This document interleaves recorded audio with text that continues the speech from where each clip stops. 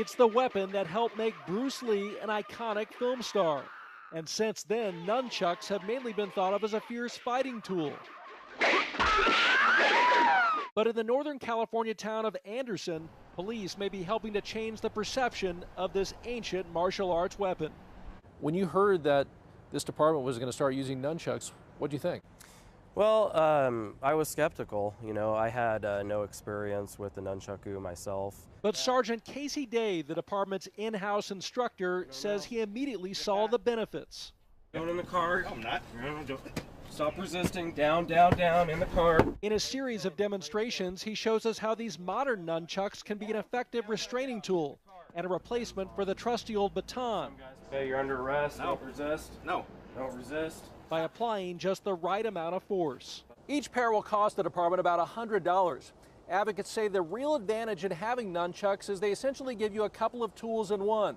They allow you to restrain suspects with relative ease, but also give you the ability to strike when necessary. Its primary use is not a striking tool. It is more of a grappling tool. So you'll see it's used kind of like chopsticks. The two sticks are used, there's a cord in between, and it's used to apply pain. And pain compliance is basically what it is. Chief Michael Johnson says nunchucks were first used by police departments in the 80s, but believes lawsuits and the growing use of tasers limited their use in law enforcement.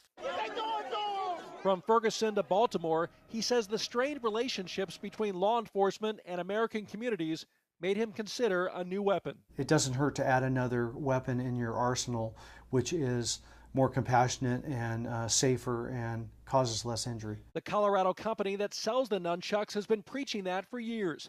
Kevin Orcutt, a retired officer, says that at one time, as many as 200 departments in the 1990s used them, but he doesn't have a reliable figure today. He says the courts have upheld their usage and hopes more departments like Anderson will consider them.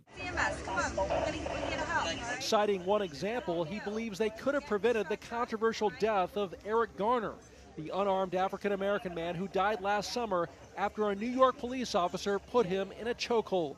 He says a trained officer using nunchucks would have gone low for the ankle. And that would have ended the confrontation, guaranteed. In today's environment, I'll stand this tool up against almost anything. Up. Orcutt's program requires that officers get at least 16 hours of training before being allowed to use them. Whether more departments pick them up remains to be seen. For civilians, nunchucks are illegal in California, but for officers here in Anderson, they believe they could make a real difference on the streets. Why not have that option? Down, down, down, down, down, down. Dan Simon, CNN, Anderson, California.